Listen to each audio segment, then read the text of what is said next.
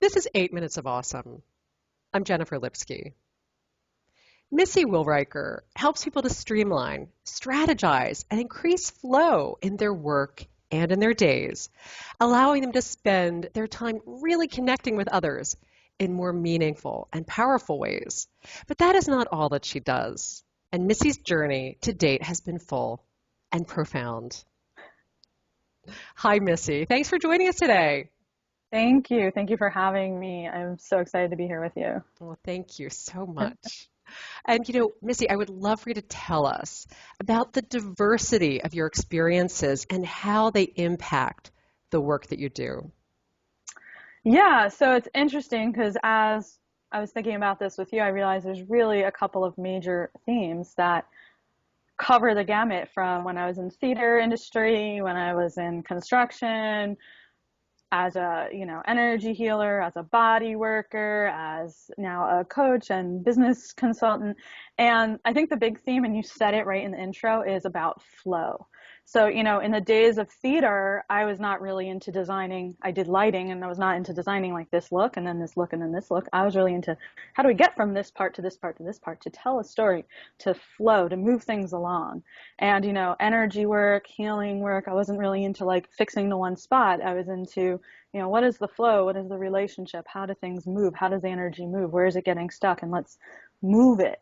And that's kind of how I look at business now too, is, where are things being stuck or stopped, or people don't know, your clients don't know what to do next, and how can we move them along and keep that flow going? That way you have conversions, you have yes, you have sales, you start relationships, you have new people in your business. And like, how can we do it in a really easy way so that it's not, you know, hard in every step, and that you Mm. don't become the block in your own business, which sometimes happens. Yeah, absolutely. And you said a very important word in there, and that was relationships. Relationships so vital to nurture them, particularly in today's, kind of rushed world. So tell us a little bit about how you manage your professional relationships and the guidance you give others in managing theirs as well. Yeah, I think it comes down to remembering that it's a real deep, profound human at the other end of the interaction or transaction. That's where it starts. It's like when you remember that there's another person there with the full depth and breadth of human experience, then it's easier to just talk to them, and we all just want to know we're seen, we're heard, we're honored, we're loved. Like we're all walking around this planet wanting to know that. And so the more that you can help your clients to feel that way, I really think about that for myself and how I relate to my potential clients. I really, I do everything just on personal relationships. And then I really look at that when I look at a system or a flow or something for one of my clients' businesses as well. It's like, how are you actually talking to this person and letting them know you care about them and that they're seen and heard? Yeah, absolutely. And with your Reiki training, you look towards flow and keeping that flow open and healthy. So if someone's experiencing something in their lives that feels like a block or a challenge or something like that, what would be maybe a first step that you would suggest to help them navigate through that? I usually have a conversation with it. So for me, like I deal with this, it comes up, it shows up as like resistance, right? Like I have this copy to write and I just can't seem to do it, or I have this thing to do and I can't seem to do it, or I'm dreading it, or, whatever it is, I keep procrastinating. And so, I like to talk to it, find out like, what is it afraid of? Like there's usually a fear under that. I think that, a teacher taught me once that like everything in life can come down to fear of two things: fear of loss of life, so like survival, or fear of loss of love or connection. So there's some kind of fear under there. And then once you understand what that fear is, like how can you change the intentionality around what you're doing to resolve that fear? So then the fear just kind of dissipates because the intention, for example, the fear might be, I hope clients sign up for this thing that I'm about to launch, but I'm feeling really blocked about it. And that's because your intention is to sell. Like, what if the intention, like my intention when I go into a conversation with a potential client is, how can I fall in love with this person? And so it's so easy for me to pick up the phone and talk to someone because I'm looking for that moment that my heart's going to crack open.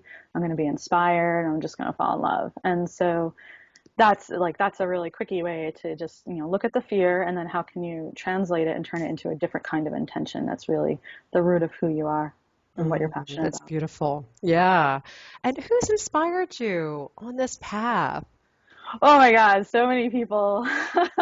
But the one constant that comes to mind, and if my sister watches this, she'll really appreciate that, is our guidance counselor, who's no longer alive, but our guidance counselor, Dr. Coffey, from he worked with both my sister and I from seventh grade through high school graduation, became a very good family friend for the rest of his life. And for me, he really taught me he was like the first non-blood relative to teach me about unconditional love and connection and like all people have a right to be taken care of and loved. And my sister went on to become a guidance counselor actually. And and I became, I do other kinds of work that's similar. And so he's someone, his picture's right here on my desk with me, and he's someone I think about a lot. But there have been so many mentors and teachers in business and spirituality and healing and modalities and all kinds of things along the way there's so many. Yeah. I would say There's I'm so really many, blessed and with also, parents yeah, so many. And also, I hear your cat also too. telling us that, our animal friends are teachers too. And as is the earth and everything, our connection with the earth, very deep and profound. And I know that you have connected in that way with the earth. And I'd like you to share maybe a personal story that comes to mind that really kind of was a pivot point for you at some point, an experience that you had that really pivoted and shifted your thoughts.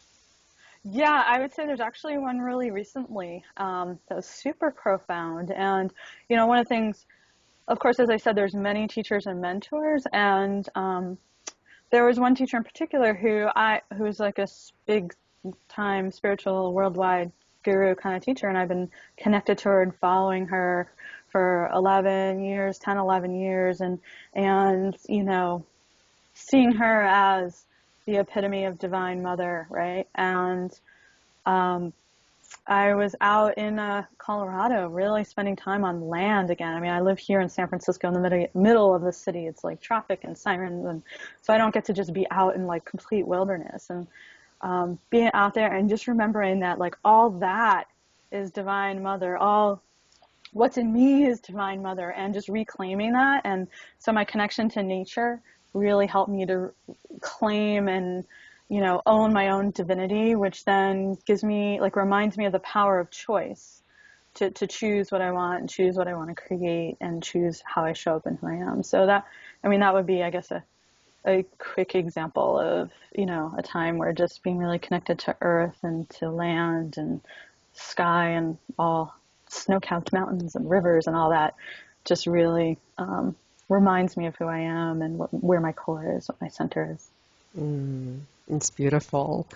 And I would Yeah. love for you to share right now if there was a message that others had to hear at this moment from your heart, what would that message be? There's really only one word, and it's love. It's just for me, it's just like, how can I love? How can I love? How can I love? How can I give love? How can I be love for myself, for others, for humanity, for, you know, on all levels. So I think that's the biggest message that I bring. And like, how can it really truly be unconditional? Which means letting go of what love looks like for me. So, the depth of my unconditional love comes from releasing like a format of what love has to look like and just receiving it in every form and giving in all forms. Mm, powerful. Thank you so much. And Thank Missy, I, you. I would love for you to tell people how they can get in contact with you if they want to connect with you Yeah. about business guidance, personally, professionally. How do they contact you? Yeah, so I love that you asked. And as we've talked about, I'm really into relationships. So the best way is to start a relationship with me and to do that on Facebook. So You can find me Missy, and my last name is Wilreker, Wilreker. And friend me, get to know me, share a little bit about who you are, private message me, let me know, who you are, and let's start getting to know each other. And that's really the best way, and we can take it from there.